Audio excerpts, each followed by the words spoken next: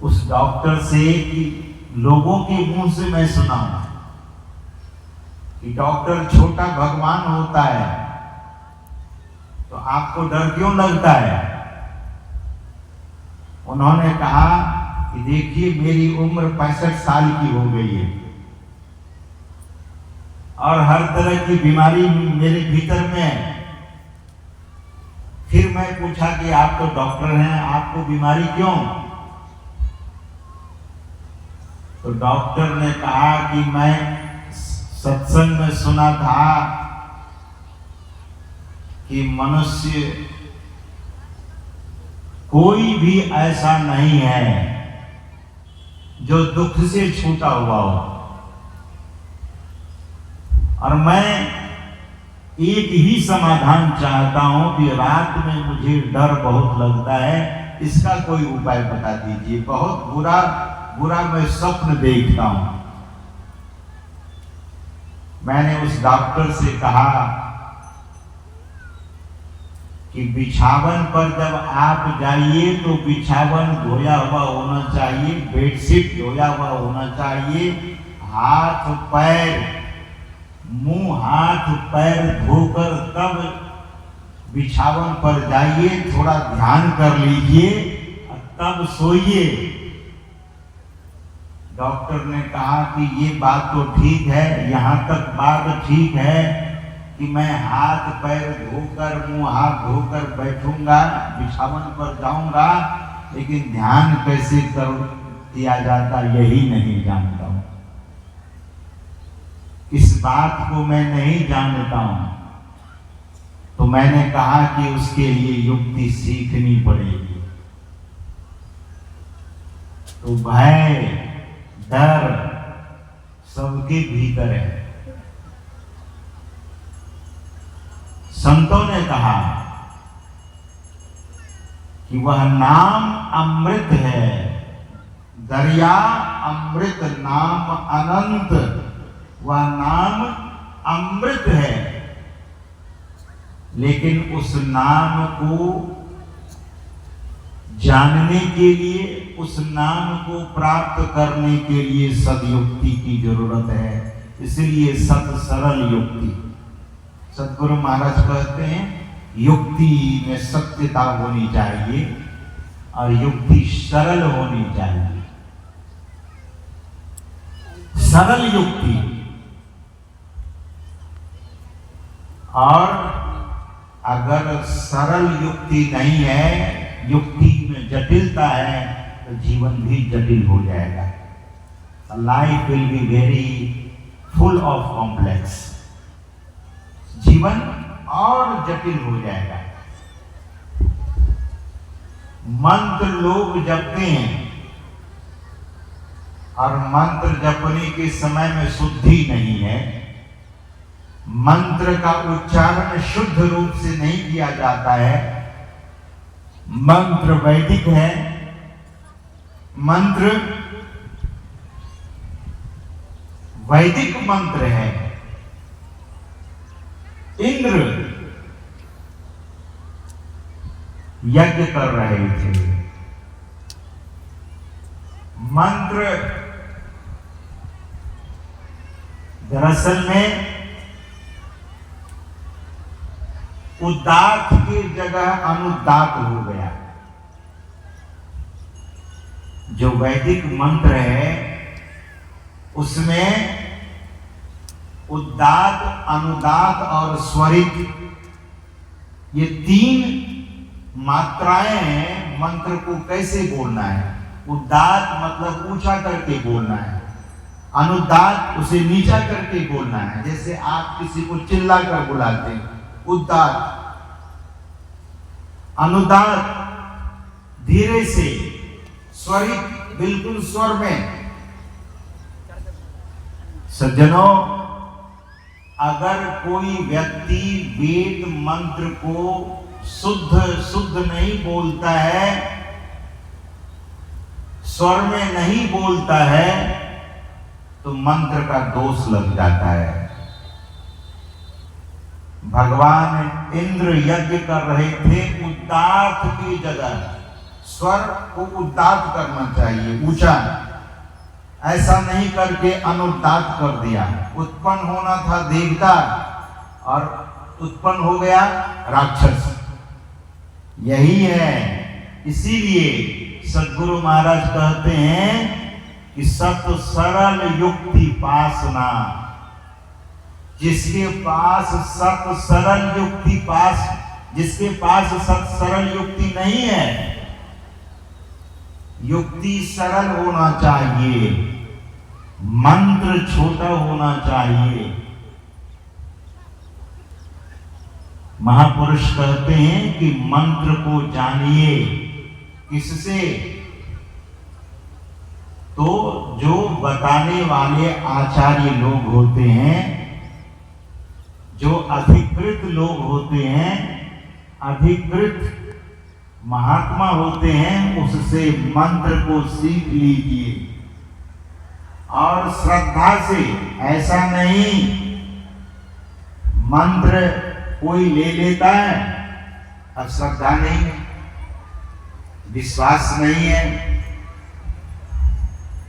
श्रद्धा विश्वास के अभाव में वर्षों से अभ्यास तो करता है, कभी छोड़ देता है, लोगों को देखता है तो करने लगता है, नहीं तो कामों में अपने को झोंक देता है। राजनीति में, व्यापार में, खेती में, नौकरी में, मजदूरी में, और कहता है कि मेरे पास समय नहीं है। ऐसा कहने वाला कौन है? जिसके भीतर में श्रद्धा नहीं है, जिसके भीतर में विश्वास नहीं है, वो मंत्र नहीं जपेगा, वो ध्यान नहीं करेगा, वो प्रार्थना नहीं करेगा। सज्जनों, श्रद्धा के साथ, इसीलिए गोस्वामी जी महाराज कहते हैं कि याभ्याम बिना न पश्यन्ति, इसके बिना कुछ भी नहीं दिखेगा। किसके बिना? श्रद्धा विश्वास रूपिणो। श्रद्धा और विश्वास नहीं होगी, जब तक विश्वास नहीं होगा तो मंत्र जाप करने पर फल की प्राप्ति जिस रूप से होना चाहिए वैसा नहीं होगा। देखा गया है मंत्र जाप। हमारे गुरु भाई थे, अब शरीर उनका नहीं रहा। शमशान भूमि में रहने के लिए अचानक जाते जाते रात हो गई तो शमशान भूमि में एक मकान देखा, उसी में जाकर ठहर गए। और वहां तो जिंदा प्रेत सब रहता था। रात में जब वो प्रार्थना, संध्या समय में जब प्रार्थना शुरू किया तो सब कुछ शांत होता था। जब करता था सब शांत, जैसे जब छोड़ता था तो बहुत आवाजें होती थी। प्रत्यक्ष अपने मुंह से उसने यह संस्मरण सुनाया था मुझे। मंत्र का प्रभाव है, मैं अक्सर कहा करता हूं, गाली का प्रभाव कितना है। आपको कोई गाली दे और स्थिर रह जाए तो समझ लीजिएगा कि बहुत गंभीर व्यक्ति। तब आपकी परीक्षा उसी समय देखी जाती है। अनायास अचानक गाली दिया जा रहा है और गंभीर होकर के चट्टान की तरह आप बिल्कुल शांत और स्थिर हैं, तो समझ लीजिएगा कि शांति और गहराई आई है। तो मैं ये कह रहा था कि गाली का प्रभाव पड़ता है तो मंत्र का भी प्रभाव बहुत है, लेकिन मंत्र तब सजीव हो उठता है। ध्यान से सुनिएगा सज्जनों, इस बात को अपने हृदय में रख लीजिए, नोट कर लीजिए। मंत्र तभी सजीव हो उठता है, जिंदा हो जाता है। कब? जब साधक श्रद्धा से, प्रेम से, विश्वास से जपता है तो मंत्र सजीव हो उठता है और उसकी भक्ति भी जाग उठती है। सदगुरु महाराज कहते हैं, गुरु मंत्र जप, गुरु ध्यान कर, गुरु सेव कर, अति प्रीत कर। पंक्ति पर जरा ध्यान दीजिएगा। आपने इस पंक्ति को शायद पहले भी सुना होगा, लेकिन महापुरुषों के वचन पर, उनकी वाणी पर ध्यान दीजिए। सदगुरु महाराज कहते हैं, गुरु मंत्र जप, गुरु ध्यान कर, गुरु सेव कर, अति प्रीत कर। गुरु सेव कर क्या हुआ? गुरु मंत्र जप तो समझ में आया, गुरु ध्यान समझ में आया, गुरु सेव कर क्या हुआ? और अति प्रीत कर, अत्यंत प्रेम। सज्जनों, गुरु सेव कर का मतलब है गुरु की आज्ञा। और सदगुरु महाराज कहते भी हैं, गुरु की आज्ञा मान प्यारे, कर सदा उनकी कही। जो जो आज्ञा दी गई वह वैसा वैसा किया जाए, उसे उसी रूप में किया जाए। तो निवेदन यही है, शरीर की सार्थकता कैसे होगी? सज्जनों, लोग दुनिया के काम धंधों को करते करते करते करते वृद्ध हो जाते हैं, उम्र चली जाती है, लेकिन केवल संसार का काम करने वालों को जाकर पूछिए, शांति मिली, सुख मिला, सुकून मिला? नहीं। अभी सुन रहे थे शंकराचार्य जी महाराज की वाणी। श्रद्धेय स्वामी बोधानंद जी महाराज भगवान शंकराचार्य जी महाराज की वाणी को कह रहे थे, आपको सुना रहे थे। शंकराचार्य जी महाराज कहते हैं, कलत्रम धनम पुत्र पौत्रादि सर्वम गृहम बांधवा सर्वमेतद्धि जातम। इतनी सारी चीजें, सब कुछ से परिपूर्ण भरपूर हो, और जब तक गुरु की सेवा नहीं किया जाए, जब तक गुरु की शरण नहीं जाएंगे, तो शंकराचार्य जी महाराज कहते हैं संपूर्ण जीवन व्यर्थ हो जाएगा। शंकराचार्य जी महाराज कहते हैं, यावत पवनो निवसति देहे तावत पृच्छति कुशलम गेहे गतवति वायो देहा पाए भार्या बिभ्यति तस्मिन् काये। यही तो स्थिति है।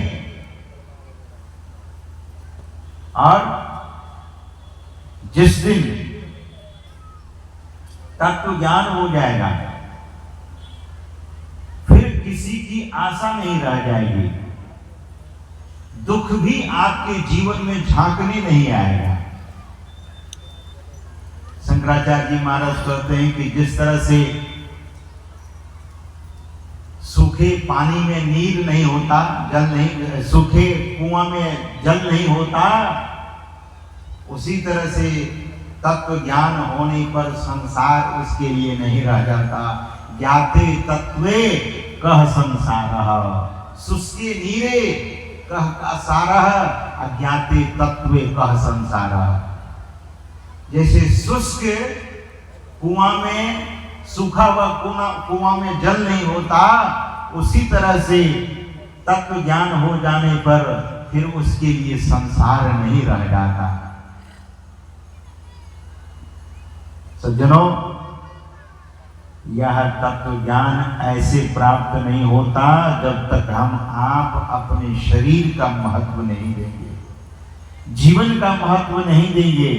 जीवन का महत्व देंगे, शरीर का महत्व देंगे, और तब गुरु के चरण में अनुरक्त होकर संसार का काम करेंगे।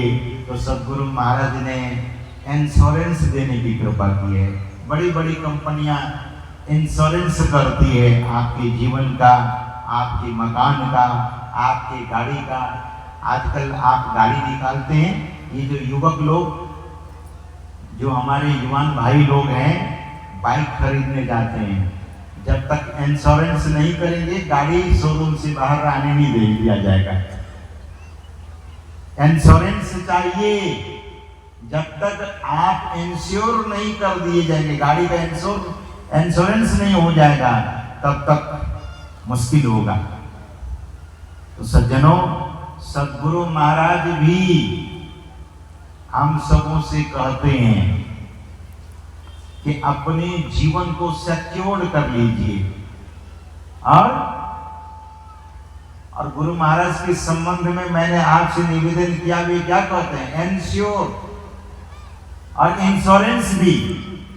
सद्गुरु महाराज कहते हैं, तेरा कार सरय सारा। एक बार समर्पित होकर के तो देख लीजिए। भगवान श्री कृष्ण कहते हैं कि एक बार कोई मुझे समर्पित तो करके देखे, मैं उसे जग जाहिर न कर दिया, यानी कीर्ति उसे नहीं दे दिया तो फिर कहना। भगवान ने भी प्रतिज्ञा ली है, भगवंत कहिए या संत सद्गुरु कहिए, बात एक ही है। वही भगवंत संत के रूप में, संत सद्गुरु के रूप में हम आपके बीच में आते हैं और अध्यात्म ज्ञान, शुद्ध अध्यात्म ज्ञान देने की कृपा करते हैं। संत मत यानी संतों का मत, एक मत नहीं। संत मत में भगवंत का भी मत है और संतों का भी मत है। वो है संत मत, जहां कोई दिखावा नहीं, जहां कोई पाखंड नहीं, जहां कोई दंभ नहीं, वो संत मत है। और संत मत की जो साधना है वो सरलता से भरपूर है और सत्यता से परिपूर्ण है। हम इस ध्यान की युक्ति को सीखकर प्रार्थना के मर्म को भी जानकर जब अपने जीवन में ध्यान कर आध्यात्मिक संपत्ति का अर्जन करेंगे। सब लोग दुनिया में पैसा कमाना चाहते हैं। संत गरीबदास जी महाराज हरियाणा में हुए, वे कहते हैं कि पैसे ऊपर नाच सुनो रे झूम करा। कि पांडाल वाले को पैसे नहीं देंगे तो बहुत नाच हो जाएगा। पांडाल वाला बहुत नाचेगा कि भाई पैसा दे दो। पैसे के ऊपर नाच, सब लोग कमाई करना चाहते हैं। मैं ये नहीं कहता हूं कि कमाई मत करिए, ये कलयुग अर्थ युग है, पैसा चाहिए। लेकिन भगवान माता सबरी से कहते हैं, यथा लाभ संतोषा। क्या? जितना लाभ हो जाए उसी में संतोष करिए, और लाभ ऐसे वैसे नहीं, ईमानदारी से। तो मैं निवेदन कर रहा था कि पैसे सबको चाहिए, कमाना सब चाहते हैं,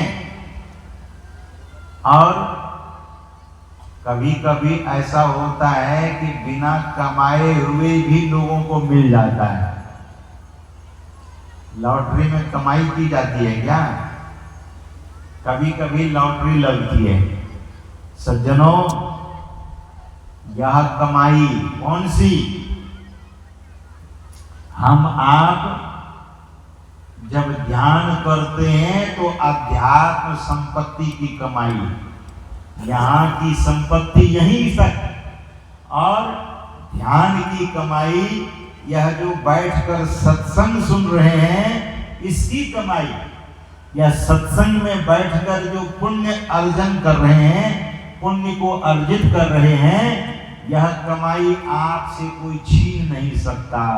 सोना तो कोई छीन लेगा। मैंने तो यहां तक देखा, दांत में सोना मढ़वाया हुआ था, हाथ में अंगूठी थी, संयोग से मैं भी वहीं पहुंचा था। सज्जनों, उनके कुल परिवार के लोग हाथ से अंगूठी खोल लिया और हाथ में जो कंगन था वो भी खोल लिया। और हमने तो ये भी सुना है, देखा तो नहीं हूं, लेकिन सुना है कि दांत में लोग सोना मढ़ाते हैं तो मरने के बाद दांत तोड़कर सोना भी निकाल लेते। सज्जनों, यहाँ की संपत्ति पर बहुत लोग अधिकार जमाते हैं। यह संपत्ति ले लिए जाएंगे, लेकिन सत्संग करके, सत्संग में बैठकर जो पुण्य अर्जन कर रहे हैं, यह अर्जित पुण्य इसे कोई नहीं ले सकता। ध्यान का पुण्य कोई नहीं ले सकता। इसीलिए मनुष्य को ऐसा पुण्य करना चाहिए जहां कोई बंटवारा नहीं हो। आप पुण्य दे सकते हैं, लेकिन कोई ऐसे ले नहीं सकता। इसीलिए सज्जनों, यह महत् पुण्य का काम है और जीवन को सार्थक बनाने का यह अत्यंत दिव्य रास्ता है। वह है अध्यात्म का रास्ता। हम सबों को चाहिए कि अध्यात्म के पथ पर चलकर अपने जीवन को सार्थक करें, अपने जीवन को सफल करें। इसीलिए इस महेशपुर के जो सज्जन हैं, भक्त लोग हैं, आयोजक लोग हैं और क्षेत्र के लोग यह पुण्य बार बार करते हैं। बगल में ही बंधा, जहां सद्गुरु महाराज का प्रवास बहुत वर्षों तक रहा, 1-2 महीने नहीं, वर्षों रहे गुरु महाराज। तो ऐसे पुण्य क्षेत्र, और ये महेशपुर भी कोई साधारण नहीं।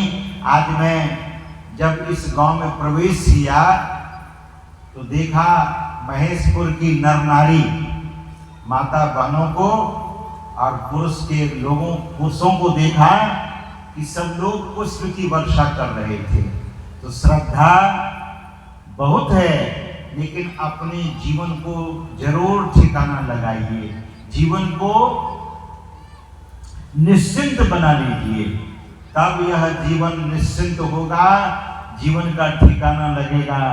जब ध्यान करना शुरू करेंगे, जब प्रार्थना करना शुरू करेंगे, जब ध्यान करना शुरू करेंगे, जब सत्संग करते रहेंगे, तो जीवन पुण्य से भर जाएगा। भगवान बुद्ध ने कहा कि हम सबों को पुण्य करने से कभी रुकना नहीं चाहिए, पुण्य करते रहना चाहिए। तो हम आप पुण्य करते रहें और अपने जीवन को धन्य बनाएं। इन्हीं शब्दों के साथ मैं अपनी वाणी को यहीं पर विराम देना चाहूँगा। और जो